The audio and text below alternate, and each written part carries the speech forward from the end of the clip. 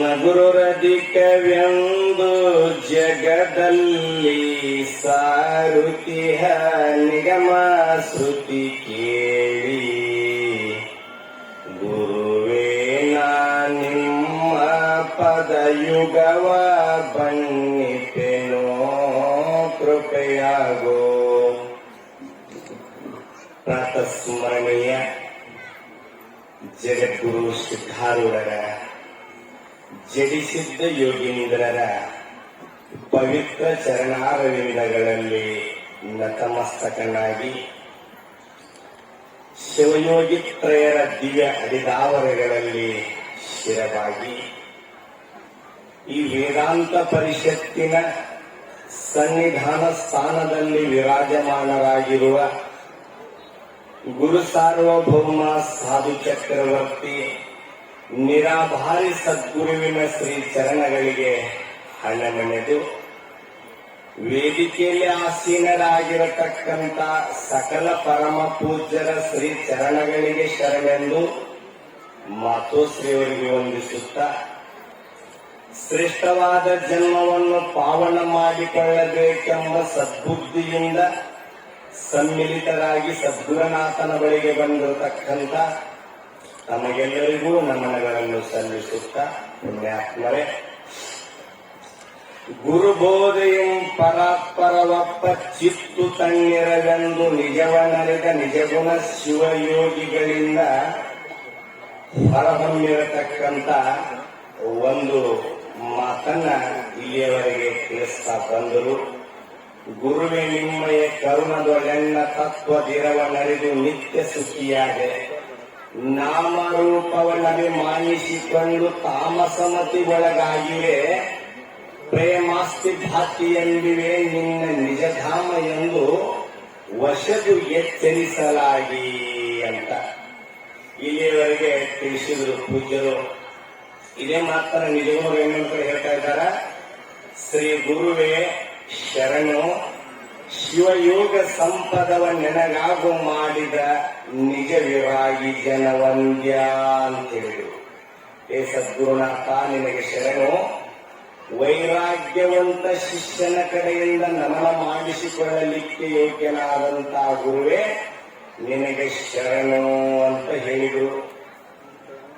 ಬೇರೊಂದು ಪದವಿಯನ್ನು ಪಡೆವೆನೆಂಬ ಅಳಿಯಾಸೆ ದೂರದನ್ನೋಳು ಗುರುವಿನ ಒಲುಮೆ ಹೊರಕೊಳ್ಳಲು ಅಂತ ಹೇಳಿದರು. ಇನ್ನೊಂದು ಕಡೆ ಶಿವಯೋಗಿಗಳು, ನನಗೆ ಯಾವ ಪದವಿಯ ಅಪೇಕ್ಷೆ ಇಲ್ಲ, ಗುರುನಾಥನ ಕೃಪೆ ಹೊಂದಿದ್ದರೆ ಸಾಕು ಅಂತ ಈ ರೀತಿ ಹೇಳಿದರು.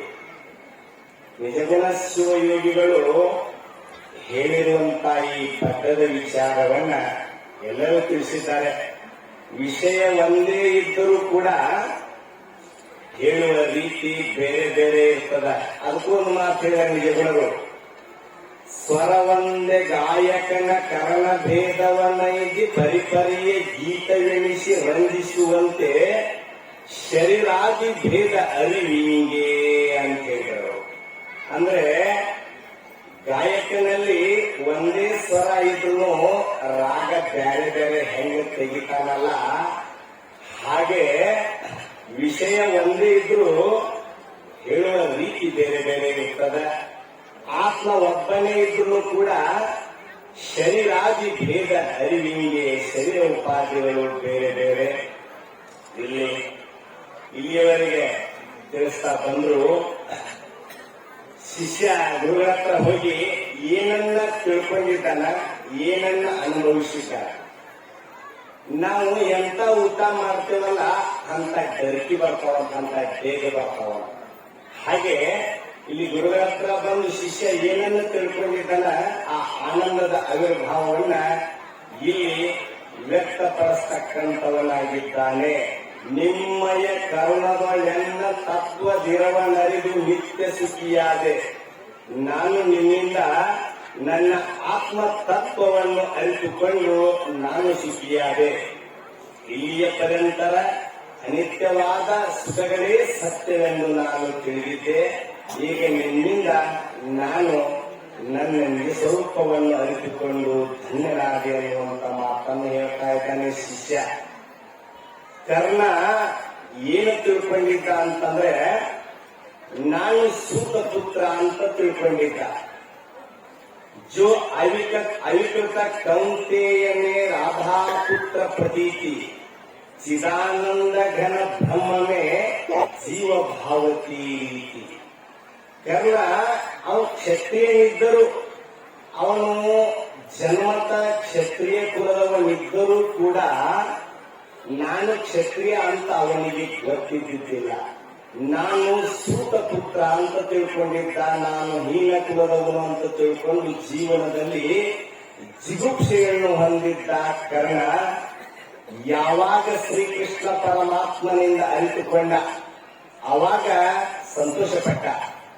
ಏನನ್ನ ಅರಿತುಕೊಂಡ? ಕೃಷ್ಣ ಭಗವಂತ ಏನ್ ಹೇಳಿದ ಅಂತಂದ್ರೆ, ನೋಡಪ್ಪ, ನೀನು ಸೂತ ಕುಲದವನಲ್ಲ ಕರ್ಣ, ನೀನು ಕ್ಷತ್ರಿಯ, ನೀನು ಕುಂತಿ ಪುತ್ರ, ನೀನು ರಾಧಾ ಪುತ್ರನಲ್ಲ, ನೀನು ಕುಂತಿ ಪುತ್ರ, ನೀನು ಕೌರವರಿಗೂ ಪಾಂಡವರಿಗೂ ನೀನು ಅಣ್ಣನಾಗಬೇಕು ಅಂತೇಳಿ ಭಗವಂತ ತಿಳಿಸಿಕೊಟ್ಟಾಗ ನಾನು ಕ್ಷತ್ರಿಯ ಎಂದು ತಿಳಿದುಕೊಂಡು ಅವನು ಆನಂದವನ್ನು ಪಟ್ಟ. ಅದರಂತೆ ಗುರುಗಳು ಶಿಷ್ಯನಿಗೆ ನೀನು ಜೀವನಲ್ಲ, ನೀನು ಸಂಸಾರಿಯಲ್ಲ, ನೀನು ದುಃಖಿಯಲ್ಲ, ಈ ದೇಹ ನೀನಲ್ಲ, ನೀನು ಸತ್ತು ಚಿತ್ತು ಆನಂದ ನಿತ್ಯ ಪರಿಪೂರ್ಣ ಪರ ಬ್ರಹ್ಮ ಸ್ವರೂಪ ನೀನಿದ್ದಿ. ನಿನ್ನ ಸ್ವರೂಪ ಅದು ಹೇಗಿದೆ ಅಂತಂದ್ರೆ, ನ ತತ್ರ ಸೂರ್ಯೋ ಭಾತಿ ನ ಚಂದ್ರ ತಾರಕಂ ನೇಮ ವಿದ್ಯುತೋ ಭಾಂತಿ ಕೃತೋಯಮಗ್ನಿ ತಮೇವ ಭಾಂತಮನು ಭಾತಿ ಸರ್ವಂ ತಸ್ಯ ಭಾಷಾ ಸರ್ವವಿಧಂ ವಿಭಾತಿ. ನಿನ್ನ ಆತ್ಮ ಸ್ವರೂಪ ಅದು ಹೇಗಿದೆ ಅಂತಂದ್ರೆ, ಸೂರ್ಯ ಚಂದ್ರಾದಿಗಳು ಕೂಡ ಆ ಆತ್ಮನಿಂದಲೇ ಈ ಲೋಕವನ್ನ ಬೆಳಗತಕ್ಕಂಥವಾಗಿದ್ದಾವೆ ಅನ್ನುವಂತಹ ವಿಚಾರವನ್ನ ಗುರುಗಳು ಶಿಷ್ಯನಿಗೆ ತಿಳಿಸಿಕೊಡ್ತಕ್ಕಂಥವರಾಗಿದ್ದಾರೆ. ನಿಜಗುಣರು ಇನ್ನೊಂದು ಕಡೆ ಹೇಳ್ತಾ ಇದ್ದಾರೆ, ಇದು ಸಾಮಾನ್ಯರಿಗಲ್ಲ, ಎಂಥವರಿಗೂ ಕೂಡ ಸ್ವಲ್ಪದ ಮರವೇ ಅನ್ನತಕ್ಕಂಥದ್ದಾಗಿದೆ. ರಾಮಚಂದ್ರನಲ್ಲಿ ನರನೆಂಬುದಾಗಿ ನಾರದರ ನೇಮದುಪದೇಶವಿಡಿದ ಅಚ್ಚುತತ್ವವೇ ಆ ಮತದ ಪರಿ ನಿಸ್ಸೀಮ ಶಂಭುಲಿಂಗವಾಗಿ ಏಕಮೆನಲು ಶ್ರುತಿ ಅಂತ ಹೇಳ್ತಾರೆ ನಿಜಗುಣರು. ಅಂತ ವಿಷ್ಣುವಿನ ಅವತಾರಿಯಾಗಿರತಕ್ಕಂಥ ದಶರಥ ಪುತ್ರ ಶ್ರೀ ರಾಮಚಂದ್ರನೇ ಸೀತೆಯ ಅಪಹರಣ ಆದಾಗ ಅರಣ್ಯದಲ್ಲಿ ಅಲ್ಲಿ ಸೀತಾ ಸೀತಾ ಅಂತ ಕನವರಿಸ್ತಾ ಇದ್ದ. ಗಿಡ ಮರಗಳಿಗೆ ಕೇಳ್ತಿದ್ನಂತವ, ಸೀತೆಯನ್ನು ನೋಡಿದೀನಂತೆ. ಅವಾಗ ನಾರದರ ಎದುರುಗಡೆ ಬಂದು, ನೀನು ಜೀವನಲ್ಲಪ್ಪ, ನೀನು ವಿಷ್ಣುವಿನ ಅವತಾರನೇ ನೀನು ಯಾಕೆ ದುಃಖ ಪಡ್ತಾ ಇದ್ದೀಯ ಅಂತ ನಾರದರು ಕೂಡ ಅವನಿಗೆ ಎಚ್ಚರ ಮಾಡಿದ್ರಂತೆ. ಹಾಗೆ ಗುರುಗಳು ಶಿಷ್ಯನಿಗೆ ಎತ್ತರಿಸ್ತಾ ಇದ್ದಾರೆ. ವಶದು ಎಚ್ಚರಿಸಲಾಗಿ ಅಂತ ಹೇಳಿದ ನಿಜಗುಣರು, ನೀನು ಜೀವನಲ್ಲ, ಬ್ರಹ್ಮ ಸ್ವರೂಪನೇ ನೀತಿ ಎಂಬ ಮಾತನ್ನು ತಿಳಿಸಿದರು. ಅದಕ್ಕೆ ಒಂದು ಸಣ್ಣ ಉದಾಹರಣೆ ಹೇಳಿ ಮುಗಿಸ್ತೇನೆ, ಯಾಕಂದ್ರೆ ಸಮಯ ಆಗ್ತದೆ. ಅದ್ವೈತ ಮತ ಸ್ಥಾಪಕರಾಗಿರತಕ್ಕಂಥ ಆದಿಗುರು ಶಂಕರಾಚಾರ್ಯರು ಕೊಲ್ಲೂರು ಮೂಕಾಂಬಿಕೆಯ ದರ್ಶನವನ್ನು ಪಡೆದುಕೊಂಡು ಬಲಿಪುರ ಅಂತಕ್ಕಂಥ ಹಳ್ಳಿಗೆ ಹೋಗಿದ್ರಂತೆ ಶಂಕರಾಚಾರ್ಯರು. ಅಲ್ಲಿಗೆ ಹೋದಾಗ ಅಲ್ಲಿ ಇಬ್ಬರು ದಂಪತಿಗಳಿಗೆ ಒಬ್ಬ ಮಗ ಇದ್ದ, 12 ವರ್ಷದ ಬಾಲಕ. 12 ವರ್ಷದ ಪರ್ಯಂತರ ಯಾರ ಜೊತೆಗೆ ಮಾತನಾಡಿದ್ದಿಲ್ಲ ಆ ಹುಡುಗ. ಅವಾಗ ಅವ್ರು ಏನು ಮಾಡಿದ್ರು, ಇವತ್ತು ನಮ್ಮ ಪುಣ್ಯದಿಂದ ನಮ್ಮ ಗ್ರಾಮಕ್ಕೆ ಗುರುಗಳು ಬಂದಿದ್ದಾರೆ, ಈ ನಮ್ಮ ಮಗನನ್ನ ಕರ್ಕೊಂಡು ಹೋಗಿ ಗುರುವಿನ ಪಾದಕ್ಕೆ ಹಾಕಿದ್ರೆ ಇವನಿಗೆ ಏನಾದ್ರು ಮಾತು ಬರ್ಬೋದಲ್ಲ ಅಂತೇಳಿ ಆ ಹುಡುಗನಿಗೆ ಕರ್ಕೊಂಡು ಬಂದ್ರು. ಇಬ್ರು ತಂದೆ ತಾಯಿಗಳು ಗುರುಗಳ ಹತ್ರ ಕರ್ಕೊಂಡು ಬಂದು ಆ ಬಾಲಕನಿಗೆ ಹೇಳಿದ್ರು, ಗುರುಗಳೇ 12 ವರ್ಷ ಆದ್ರೂ ಹುಡುಗನಿಗೆ ಬಾಯಿ ಬರ್ತಾ ಇಲ್ಲ, ಮಾತಾಡ್ತಾ ಇಲ್ಲ ಅಂತ ಹೇಳಿದ್ರು ದಂಪತಿಗಳು.